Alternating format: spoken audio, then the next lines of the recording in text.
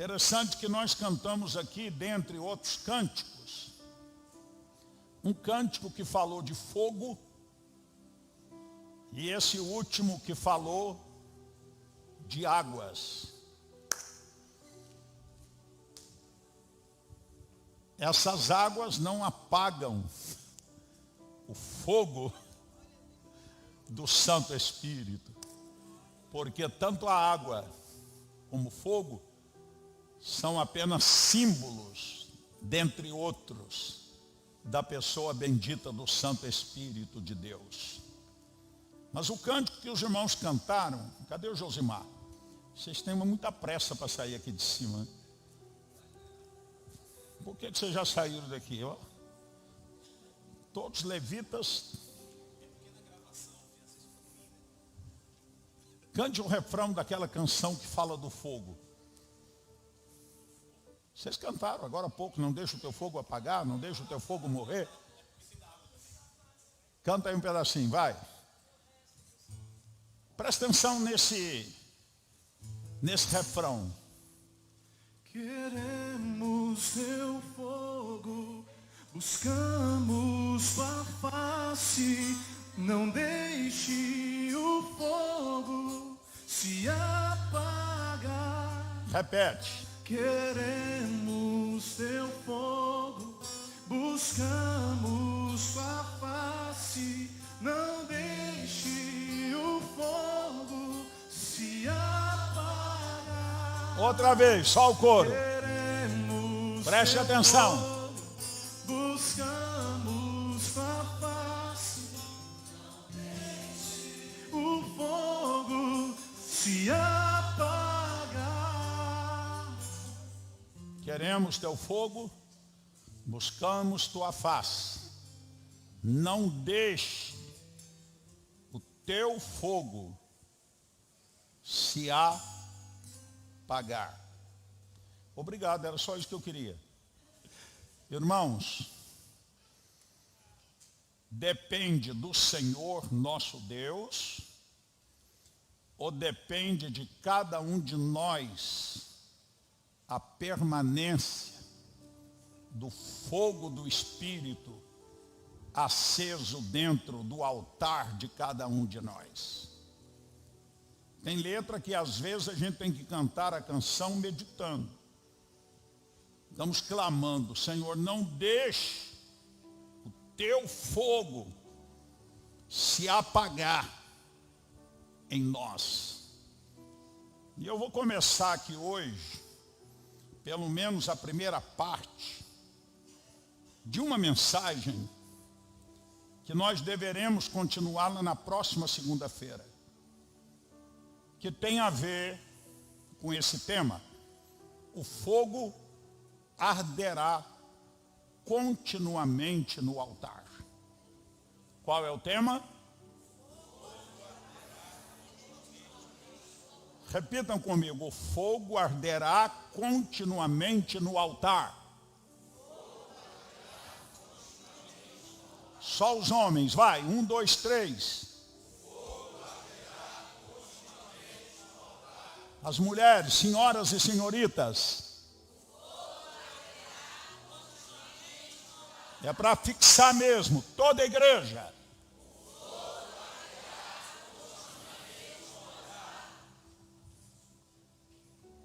Levítico, capítulo 6, dos versos 8 ao 13. Vamos ler esse texto. Tudo que está escrito não está por acaso. Deus não é um Deus de acasos. Pelo contrário, tudo que está escrito para o nosso ensino está escrito. Aleluias. A palavra de Deus é viva e eficaz, mais penetrante que espada alguma de 2 gumes, que penetra até a divisão da alma e do espírito e é apta para discernir pensamentos e intenções do coração. Olha esse texto, vamos lê-lo. Disse mais o Senhor a Moisés: dá ordem a Arão e a seus filhos, dizendo: esta é a lei do holocausto. O holocausto ficará na lareira do altar toda a noite até pela manhã, e nela se manterá aceso o fogo do altar. O sacerdote vestirá a sua túnica de linho e os calções de linho sobre a sua pele nua, e levantará a cinza quando o fogo houver consumido o holocausto sobre o altar, e o porá junto a este. Depois despirá suas vestes e porá outras, e levará a cinza para fora do arraial, a um lugar limpo. O fogo, pois, sempre arderá sobre o altar, não se apagará, mas o sacerdote, atenção, acenderá lenha nele cada manhã, e sobre ele porá em ordem o holocausto, e sobre ele queimará a gordura das ofertas pacíficas. Vamos juntos agora, 1, 2, 3.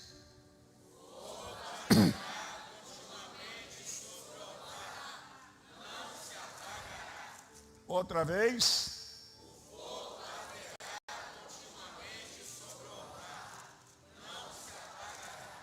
Muito bem.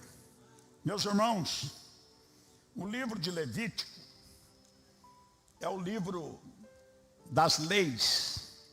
Deus estabeleceu leis cerimoniais que deveria ser cumprida à risca, obedientemente, pelo seu povo de Israel. E aí o capítulo 6 de Levítico, a partir do verso que nós acabamos de ler, de número 8, estabelece a lei do holocausto. Deus é um Deus de ordem, e Deus sempre deu detalhes, minuciosamente, como os sacerdotes levíticos deveria comportar, deveria fazer, deveria agir com relação à lei do holocausto. Deus então diz, a partir do verso de número 8, veja bem, repete para mim o texto na tela. Disse mais o Senhor a Moisés: dá ordem a Arão e a seus filhos, dizendo: esta é a lei do holocausto. O holocausto ficará na lareira do altar toda a noite, até pela manhã, e nela se manterá aceso o fogo do altar. Os irmãos sabem que tudo na lei mosaica era sombra, era figura, era símbolo do que seria realidade na nova aliança. E a lei do holocausto estabelecia a morte de um cordeiro, na maioria das vezes, ou de um touro, ou mesmo de outros animais de porte médio. E aquele animal, antes de ser sacrificado, ele passava por uma inspeção. Os sacerdotes precisavam examinar o animal detalhadamente, porque ele não podia ter nenhum defeito, nenhuma mancha, porque aqueles cordeiros, aquelas novilhas que eram levadas ao sacrifício no holocausto, tipificava o Cordeiro de Deus, que João Batista um dia apontou e disse: eis aí o Cordeiro de Deus que tira o pecado do mundo. Então, os cordeiros as novilhas eram levadas para o sacrifício, eram imoladas. O sangue era colhido numa bacia de metal. A carne era cortada e colocada sobre o altar de bronze, e ali com lenha, bastante lenha, suficiente para que aquele holocausto fosse consumido, fosse queimado totalmente e completamente. Obrigado. E Deus fez uma exigência, irmãos. Olha que coisa interessante. Em primeiro lugar, o primeiro fogo que foi aceso pelo próprio Deus. Levítico capítulo 9, verso 24, vai nos mostrar que o primeiro fogo que foi aceso no altar foi de forma sobrenatural. Foi Deus que acendeu. Olha lá o que diz o texto. Eis que saindo fogo de diante do Senhor, consumiu o holocausto e a gordura sobre o altar. O que vendo o povo, jubilou e prostrou-se sobre o rosto. Aqui nenhum sacerdote botou fogo. Nesse texto, nenhum sacerdote acendeu fogo. O holocausto foi colocado, a lenha, o bezerro ou o cordeiro, devidamente feitos os procedimentos, e quando o povo de Deus estava reunido, fogo de Deus, olha lá, saiu de diante do Senhor, do altar do Senhor, e consumiu o holocausto e a gordura. E vendo todo o povo, jubilou e prostrou-se sobre o rosto. Então o primeiro fogo foi aceso por Deus. Aleluia. E a lei estabelecia que este fogo não poderia apagar. Quando veio o sacerdócio levítico, a exigência era: o fogo deve arder, deve estar aceso continuamente, de dia e de noite e de dia, até que o holocausto todo fosse consumido. Virava noite.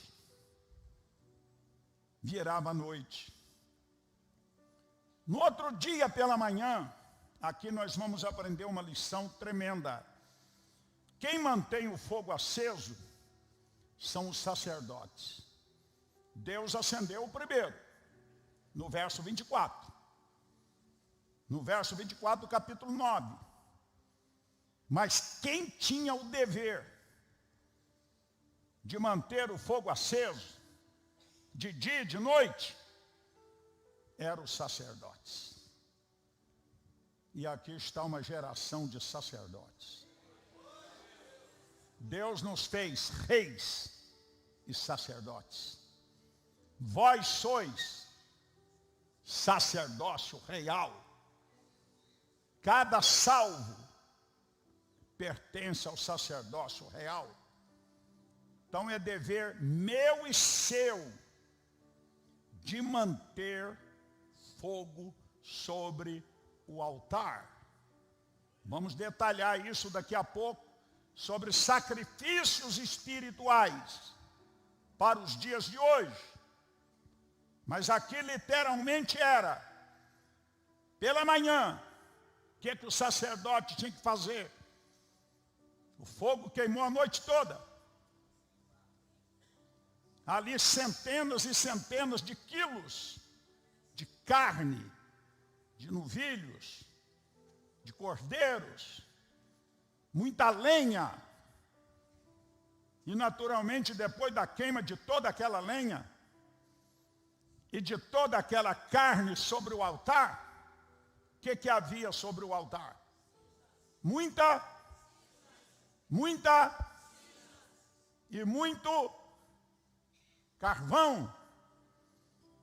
Eu fui criado no interior e sei que aqui também tem muitos irmãos que já usaram o fogão a lenha. Na minha pequena cidade onde eu fui criado, não tinha nem energia elétrica, muito menos fogão a gás. Micro-ondas não existia. E eu lembro-me, eu garoto, adolescente, a minha mãe morreu muito cedo, eu tinha 9 anos. Quem assumiu a liderança da casa foi a minha irmã mais velha, chamada Maria Regina. De vez em quando ela está nos assistindo, lá em Três Pontas, no sul de Minas. E o que acontecia? Ela chamava a mim, chamava o meu irmão mais velho, o João, e até o Daniel, que era 2 anos mais novo. Eu com 15 anos, Daniel com 13. E muitas vezes ela dizia, não tem lenha rachada. E vocês têm que rachar lenha. Tem que buscar graveto. Tem que trazer lenha boa. Eu lembro que de vez em quando a gente levava uma tal de aroeira, ruim para pegar fogo que só. E quando ela acabava de fazer o almoço, fazia a janta, o que a gente tinha que fazer? Tirar a cinza. Limpar o fogão. Que se você botasse lenha em cima da cinza, ia dar uma fumaceira terrível. É assim ou não é? Quem é dessa época? Não, tem muita gente que identifica comigo. Então, queridos, aqui é um pequeno exemplo, né, do que acontecia em nossas casas, no fogão a lenha, o que acontecia no altar, numa proporção muito maior. Era muita lenha, era muito holocausto. E no outro dia de manhã, o que o sacerdote tinha que fazer? Porque não podia faltar fogo no altar. Então a primeira coisa, vamos ler o texto outra vez para te ajudar. Olha que coisa maravilhosa. O versículo de número 12. O fogo, pois, sempre arderá sobre o altar. Não se apagará. Mas o sacerdote, olha aí, acenderá lenha nele cada manhã. Fala comigo, cada manhã. Diga outra vez. O sacerdote deveria fazer o quê? Remover a cinza, remover o carvão, botar lenha nova e atear o fogo. Era a ordem de Deus. Não podia faltar fogo no altar. O que essa lenha representa para nós hoje? Sacerdotes somos nós. O altar não é mais um altar de pedra. Desculpa. Não é mais um altar de bronze. O altar hoje são os nossos corações. Então, queridos, dentro desta simbologia do Antigo Testamento, não pode faltar em nossos corações, que é o altar de Deus, o combustível, para que esta chama se mantenha, para que esta chama não se apague, para que esta chama cresça de proporção dentro e sobre cada um de nós. O que é essa lenha? Olha para cá. Meus irmãos, esta lenha representa muita coisa preciosa. Vamos ver o que é que faz o fogo apagar. É a falta de combustível. Quando nós olhamos, por exemplo, 1 Tessalonicenses 5,19, o apóstolo Paulo, usado pelo Espírito de Deus, ele diz assim: não apagueis o Espírito. Em outra tradução, não extingais o Espírito. O Espírito Santo é simbolizado pelo fogo. Como é que alguém pode apagar o fogo do Espírito no seu coração? É exatamente não fornecendo o combustível. A lenha, simbolicamente aqui colocada. O que é que mantém a chama acesa? O que é que nos mantém com fogo de Deus no coração? Irmãos, a lenha aí representa algumas coisas preciosas.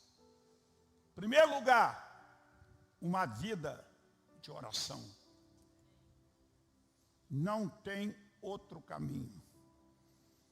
Ou você tem um tempo de qualidade, de intimidade com Deus, ou vai faltar lenha. E faltando lenha, meu irmão, o fogo vai diminuindo, diminuindo, diminuindo, até ser extinguido. Não extinguais, não apagueis o fogo do Espírito. E para mantê-lo, repito, é preciso de lenha. Era o que o sacerdote fazia cada manhã. Mas o Espírito Santo está me lembrando que antes de botar lenha, eles removiam as cinzas.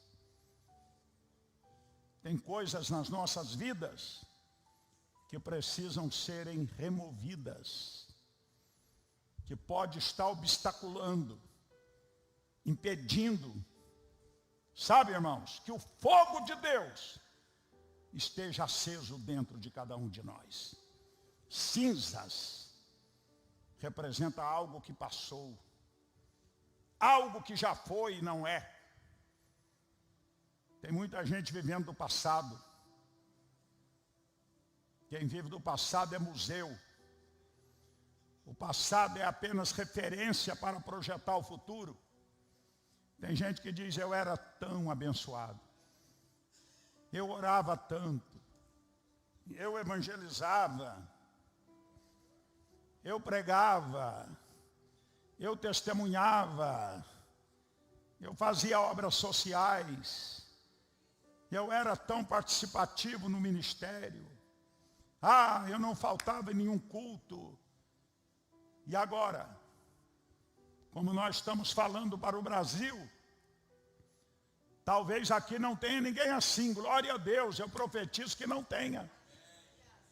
Mas a gente sabe de pessoas que já foram fervorosas, já tiveram um espírito fervoroso, já tiveram fogo, paixão pela obra de Deus, pelo chamado, pelas missões,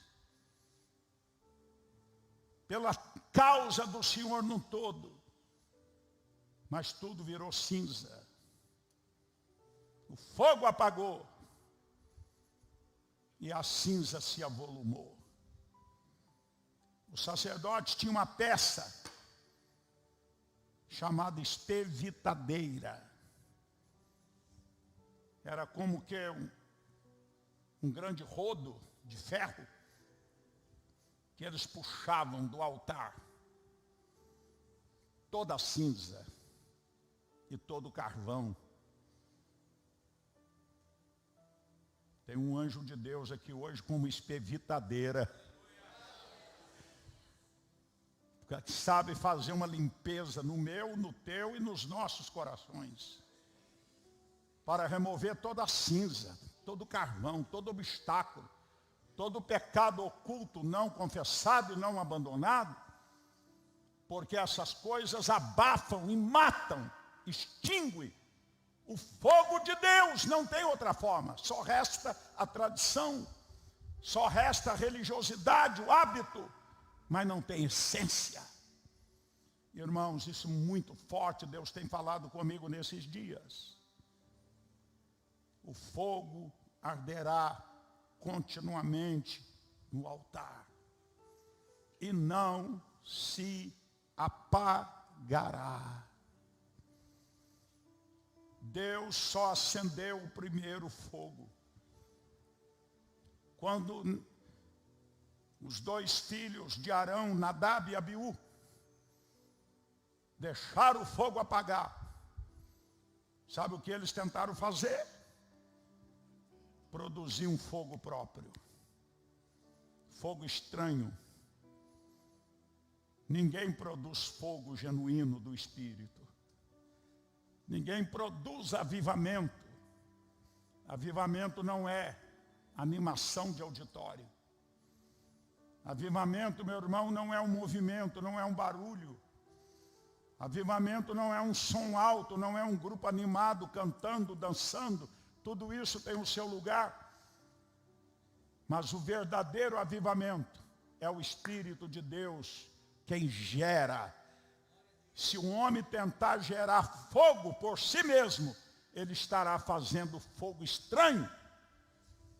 Fogo estranho. Nadab e Abiú eram sacerdotes. Tentaram gerar um fogo estranho. E você sabe no capítulo 10 de Levítico o que aconteceu com os dois? Foram mortos. Tem muita gente morta espiritualmente, porque tenta produzir fogo, e fogo estranho. O fogo do Espírito é gerado por Ele. Tudo vem dele e volta para Ele, em honra, em glória, em louvor e em ação de graças. Por isso, o meu e o teu coração tem que estar receptivo para o fogo genuíno. O fogo gerado pelo Espírito de Deus. Vamos tirar toda a cinza, vamos? Vamos botar lenha. Então agora eu retomo. O que é a lenha? Oração. O que é a lenha? Adoração. Quer ver uma lenha poderosa? O teu secreto com Deus. Oh, entra no teu quarto, fecha a tua porta, ore ao Pai secretamente, e o Pai que vê em secreto te recompensará publicamente. O público depende do secreto. É o tempo que eu e você passamos com o Senhor. Essa madrugada eu acordei, era 4 horas. E a Graça estava acordada também. E ela disse: onde é que você vai? Falei: Jesus está me chamando. E fui lá para a minha sala. Esse é o tempo tão precioso de madrugada. Silêncio. Lá em casa já está um silêncio mesmo muito grande. Depois que o Benjamin foi para São Paulo. Só eu e a Graça. Falei: fique aí então dormindo. E eu fui para lá. Irmãos, nada substitui esses tempos a sós. É bom orar coletivamente, é necessário e é um modelo de oração. Mas é indispensável os nossos a sós. São os momentos que o Espírito de Deus ministra, fala, toca, revela, amém? Acende o fogo, te dá norte, te dá direção em alguma área que você está precisando. Isso é lenha. Oração no secreto, no particular, de madrugada se possível, ou mais tarde um pouco, não é necessário. não é que seja de madrugada, apesar de ter uma promessa, eu amo os que me amam, os que de madrugada me buscam, me encontram. Nós precisamos olhar para Jesus, ele é o nosso modelo maior.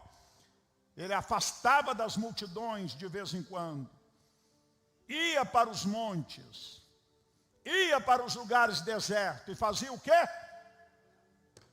Se Jesus Cristo, o Emanuel, o Deus encarnado, dependia de tempo com o Pai, e ele começou um ministério com 40 dias de jejum e de oração, e sempre que algo ia acontecer, uma decisão a ser tomada, Jesus estava lá a sós. Para escolher os 12, ele estava a sós. Amém, irmãos? De vez em quando ele chamava Pedro, Tiago e João, outras vezes ele não levava ninguém. Ele queria ter um a sós com o Pai. Entra no teu quarto, quarto é lugar de intimidade. Quarto é lugar que não tem máscara. Seu quarto, por exemplo, claro que é um lugar, né, reservadíssimo da casa.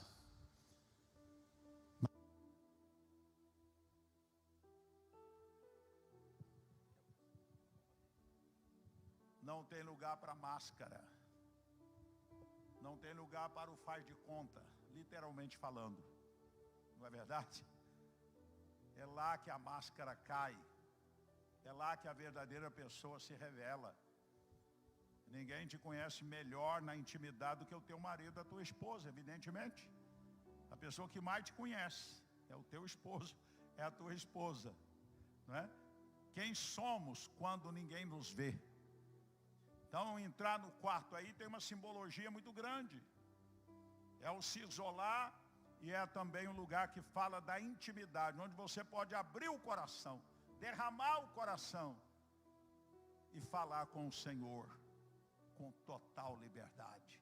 Lenha. O que é mais que representa a lenha? A palavra. Errais por não conhecerdes as Escrituras e nem o poder de Deus. Precisamos conhecer as duas coisas, as Escrituras e o poder de Deus. Se você não medita nas Escrituras, se você não examina a palavra, você está extinguindo o fogo. Você não está colocando lenha.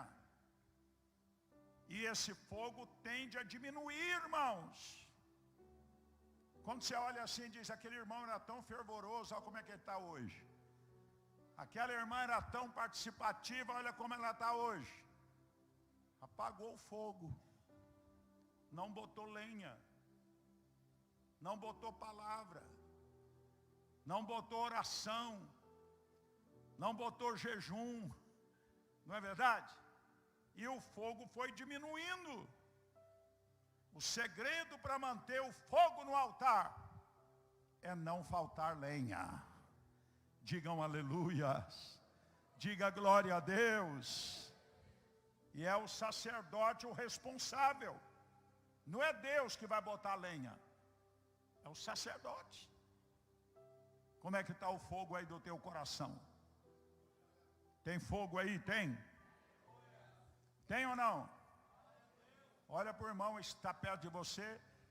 Vê se você sente o fogo de Deus aí na vida dele, no coração dele. Se tiver baixinho, vamos botar lenha. Hein? Vamos assoprar, o Espírito de Deus assopra e o fogo pega. E o coração queima. E a paixão volta. Pelo Senhor, pela palavra e pelo chamado de Deus. Digam aleluias. Irmãos, olha, o cerimonialismo, todas as cerimônias do livro de Levítico, da lei mosaica, eu disse há pouco, era a sombra de coisas futuras. Olha o que diz Colossenses 2, 16, 17 e Hebreus 10, 17. Cerimonialismo, sombra de coisas futuras. E vamos ver como a gente precisa fazer hoje sacrifícios espirituais. Colossenses 2, 16, 17. Vamos ler? 1, 2, 3, me ajude aí. 1, 2, 3, vamos ler.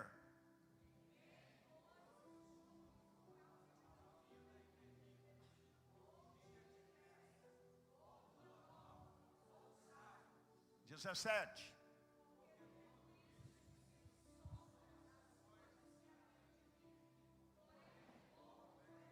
Tudo isso tem sido sombra, o quê?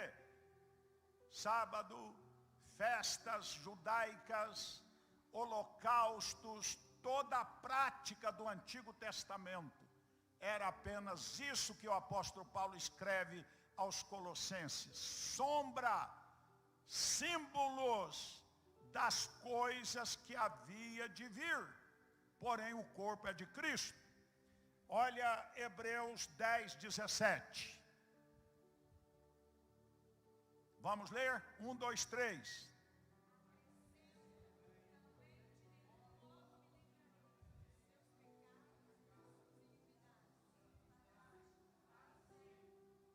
Dez, 17.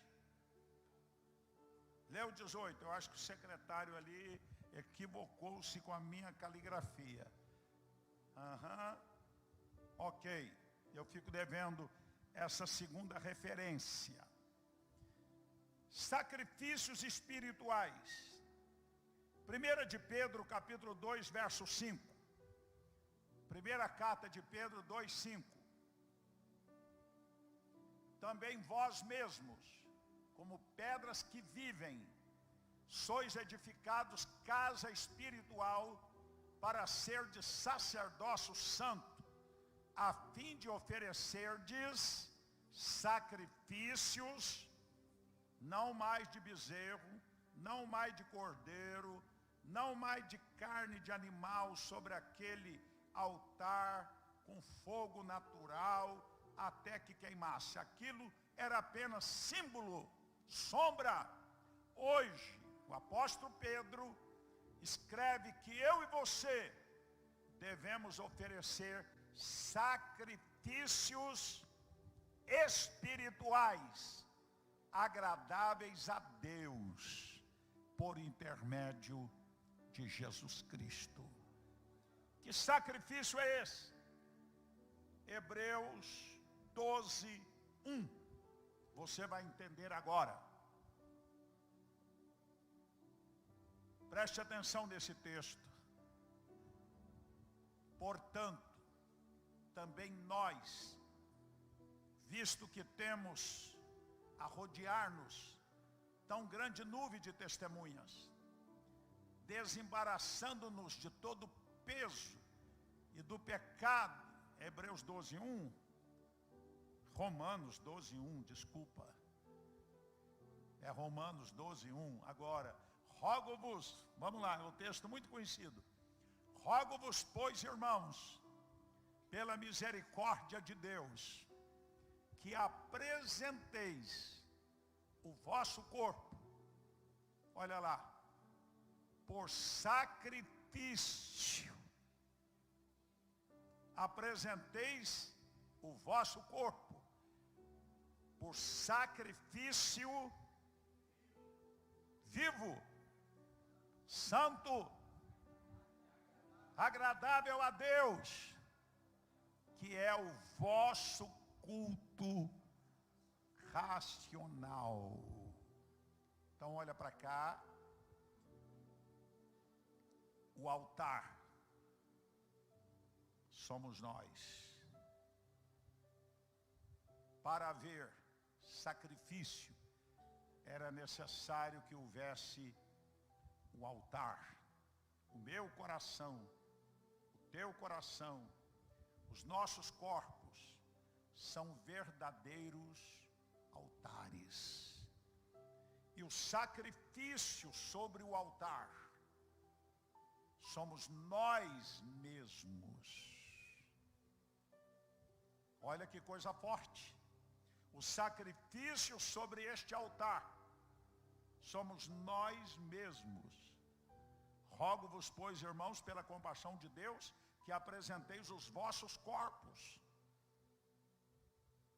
em sacrifício vivo, santo e agradável a Deus, que é o vosso culto racional. Então escute só. O grande problema, queridos irmãos,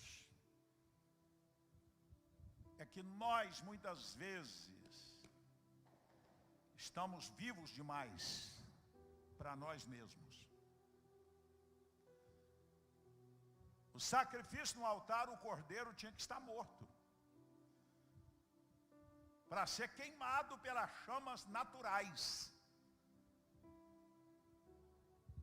Quando nós aceitamos Jesus, o nosso homem velho morreu. A nossa natureza adâmica morreu.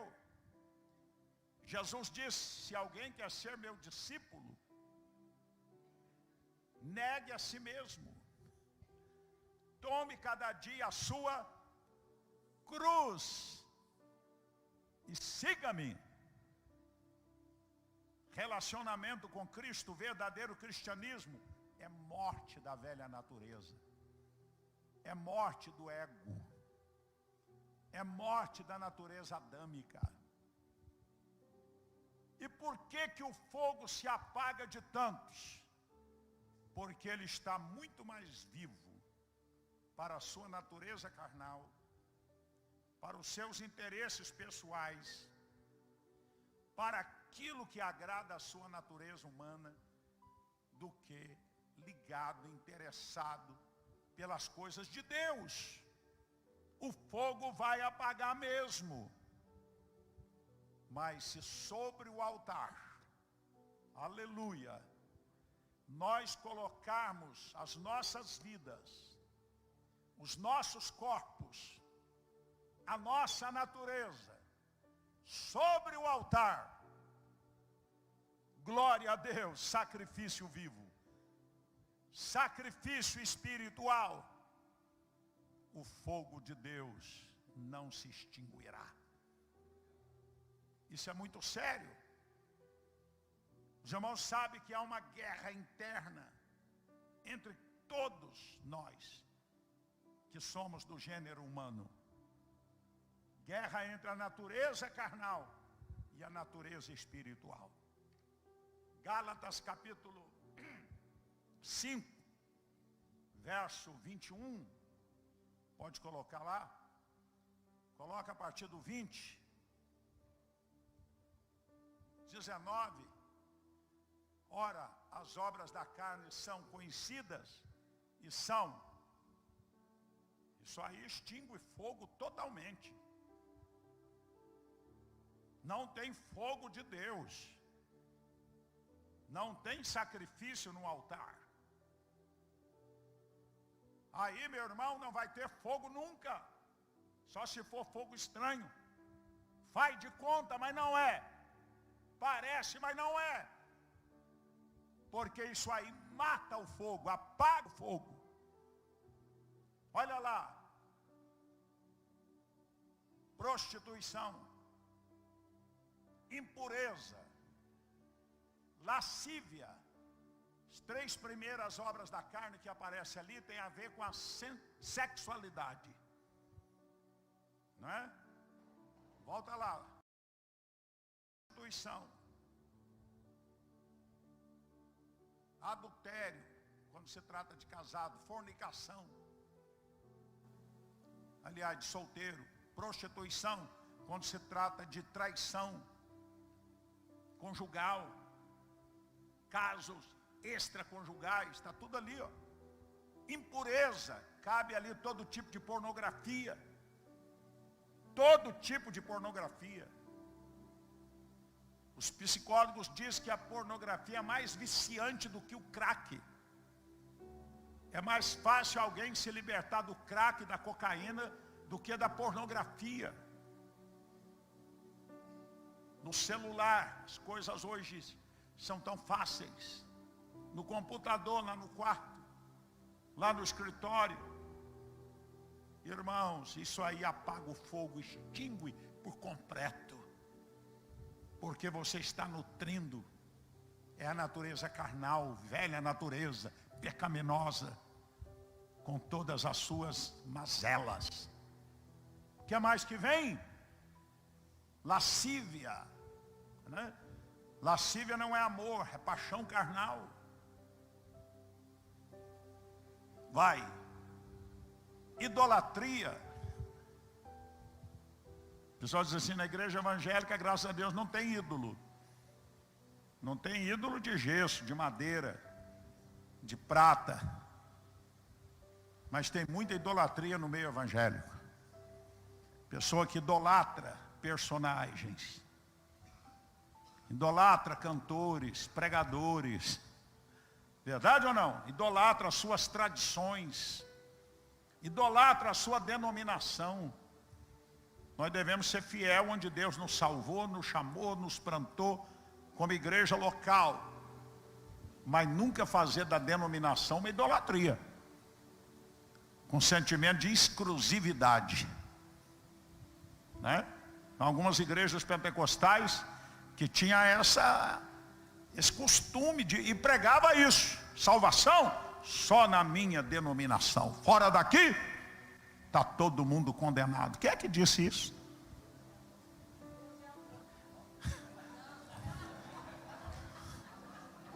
Vocês é que estão dizendo. E outras tantas.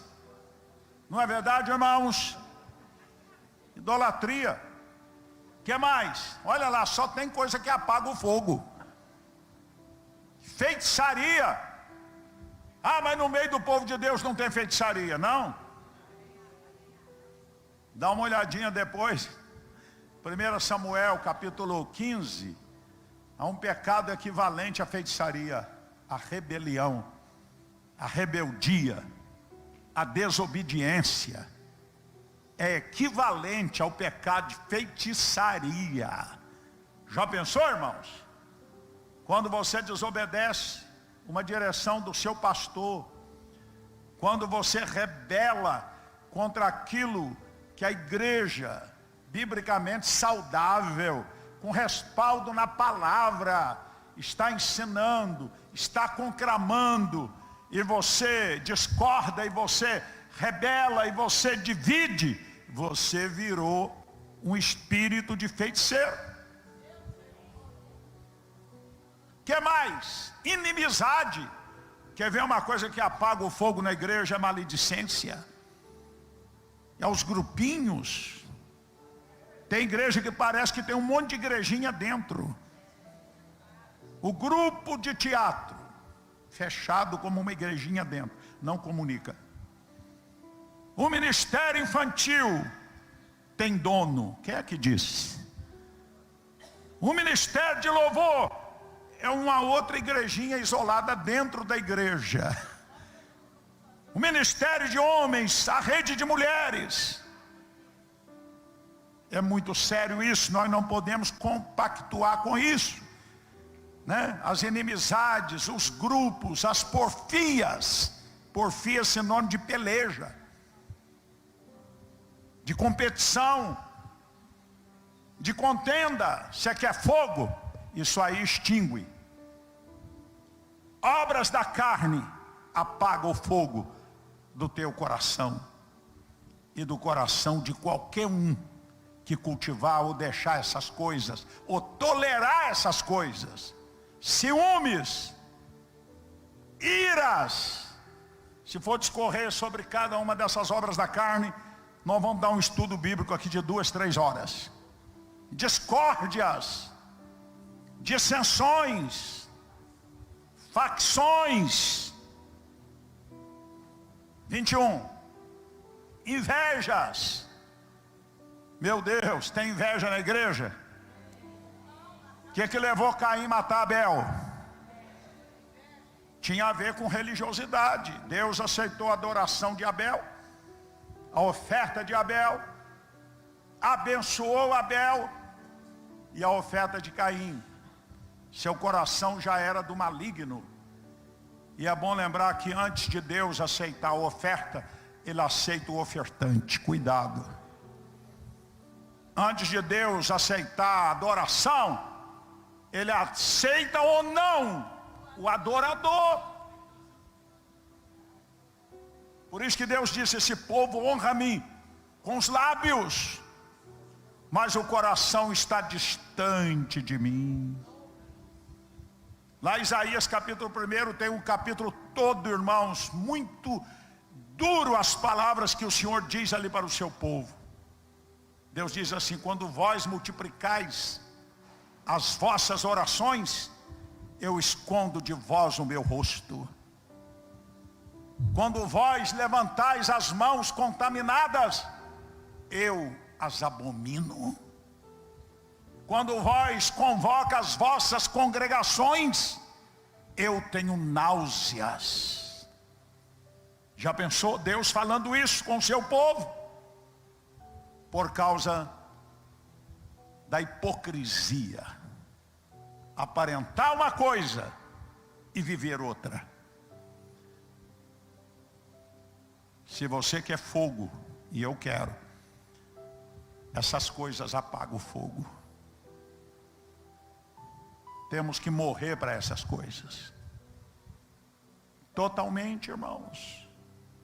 Ou vai restar apenas religião, tradição, costume, sem fogo. Então nós falamos da lenha como combustível do fogo. Estamos falando de algumas coisas que apagam o fogo. Quem quer fogo de Deus aí? Quem é o sacrifício? Quem é sacrifício? Quem é o sacrifício no altar? Levante a mão. Aleluia! Rogo-vos, pois, irmãos, pela compaixão de Deus, que apresenteis os vossos corpos em sacrifício vivo, santo e agradável a Deus, que é o nosso culto racional, culto inteligente. Aleluia, com entendimento. Digam glória a Deus. Que o Espírito de Deus aplique esta palavra no meu, no seu e nos nossos corações. O fogo é muito interessante na Bíblia. Só curiosidade. Sabe quantas vezes o fogo aparece na Bíblia? A palavra fogo? 425 vezes. Só em Levítico, 35 vezes. As grandes manifestações de Deus reveladas na Bíblia, quase sempre estavam ligadas ao fogo. Você já percebeu isso? Quase todas as grandes manifestações de Deus na Bíblia estavam ligadas ao fogo. Aliança com Abraão. Tochas de fogo passaram entre as partes e todos aqueles animais foram queimados. Houve uma manifestação sobrenatural. A chamada de Moisés, Êxodo capítulo 3, chama na sarça, né? Fogo. Interessante. No Monte Sinai, Êxodo 24, a partir do 15, não precisa ler. O monte fumegava, estremecia. Amém, irmãos? Fogo. Quando você olha para Deuteronômio 4:24, Deus é fogo consumidor. Interessante tudo isso. Salmo 39, verso 3, Davi disse: enquanto eu meditava, se acendeu um fogo no meu coração. Há um fogo de Deus. O fogo natural apenas tipificava o que é essência. Aleluia, irmãos. Glória a Deus. Isaías no capítulo 6, orando, querubins com brasa de fogo, tirou do altar de Deus com uma tenaz e purificou os lábios de Isaías. Há muita coisa sobre fogo na Bíblia.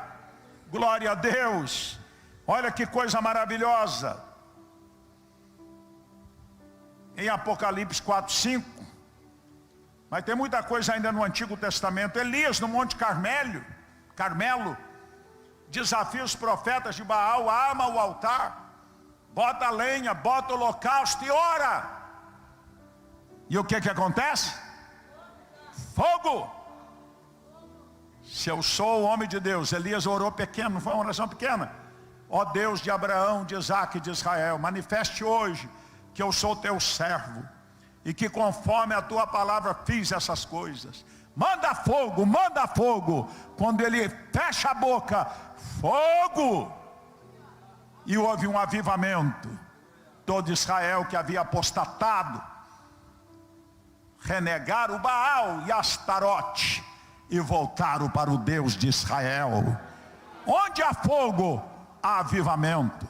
Onde há manifestação de fogo, há sinais, prodígios e maravilhas. Tanta coisa relacionada a fogo. Elias, o rei mandou buscá-lo. Os 2 primeiros capitães, está em 2 Reis 1, a partir do 9, se deram mal. Acasias, né? O rei Acasias mandou lá um capitão com 50. E diz: assim diz o rei, desce Elias e venha com arrogância, com petulância. Elias só disse assim: se eu sou homem de Deus, desce fogo do céu e consuma a ti e os teus 50. Fogo como juízo. Veio o segundo com mais 50. Assim diz o rei, desce Elias. E ele disse: eu sou homem de Deus, desça fogo do céu e consuma a ti e os 50. No Antigo Testamento era morte física mesmo, irmãos. Hoje nós estamos na graça de Deus, não é? Mesmo assim, lá em Atos aconteceu, Ananias e Safira foi. Fogo sempre representou poder de Deus, glória de Deus, mas também juízo de Deus. Na consagração do templo, segundo Crônicas, capítulo 7, verso 1. Você cometeu alguns erros aqui, irmão. Também que eu estou lembrado das referências. Está perdoado, mas não peques mais.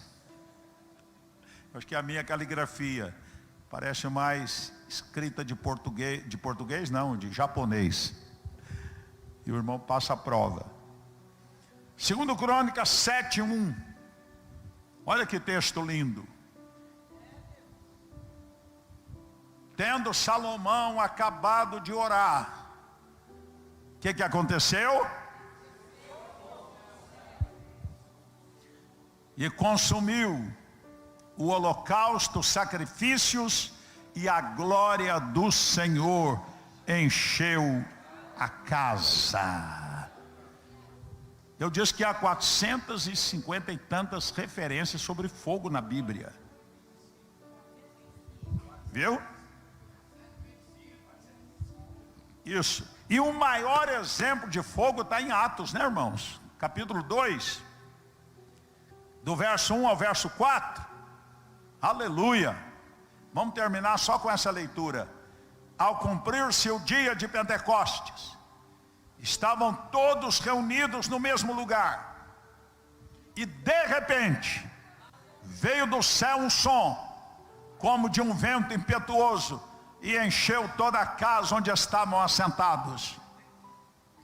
E apareceram distribuídas entre eles línguas como de fogo, e pousou uma sobre a cabeça de cada um deles.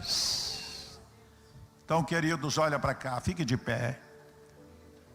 Fogo de Deus. Fogo tem algumas características. O fogo aquece. Seu coração está frio, Deus vai aquecê-lo. É preciso colocar lenha. Não apague o espírito. Coloque lenha. Oração, palavra, adoração. frequência aos cultos. Elimine aquilo que está apagando o teu fogo. O fogo espiritual. As obras da carne. Isso apaga, abafa, extingue. E eu não quero perder o fogo de Deus na minha vida por nada. Por nada, irmãos. Se eu souber de alguma coisa que está diminuindo a minha intensidade, eu arranco fora. Se eu souber de alguma coisa que eu preciso fazer para tirar qualquer cinza, qualquer carvão que está impedindo a chama, eu arranco, jogo fora. Se tem que confessar, confesse. Se tem que renunciar, renuncie. Se você está sem ânimo, sem força, peça ajuda ao seu pastor, ao seu discipulador, ao seu conselheiro, e ele vai te ouvir, vai te ajudar, para que você não tenha o fogo de Deus extinto do teu espírito, e você se torna um homem, uma mulher natural apenas, carnal, secularizado. O secularismo mata o fogo. O materialismo mata o fogo. Outra coisa que mata o fogo é você apenas dizer: eu vou ao culto uma vez por semana, mas você não vive a prática diária de um adorador. Você depende diariamente de lenha. Você depende diariamente, meu irmão, de combustível para te manter vivo no meio de um mundo de tanta tentação, de tanta carnalidade, de tanta apostasia como nos dias atuais. Fale com o Santo Espírito.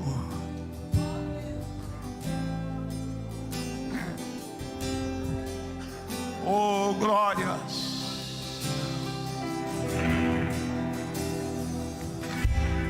Examina o teu coração.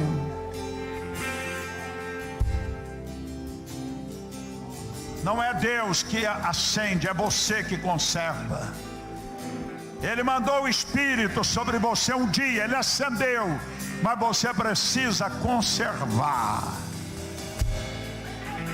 Ou você conserva botando madeira, botando lenha, botando combustível espiritualmente, ou esta chama vai ser extinta.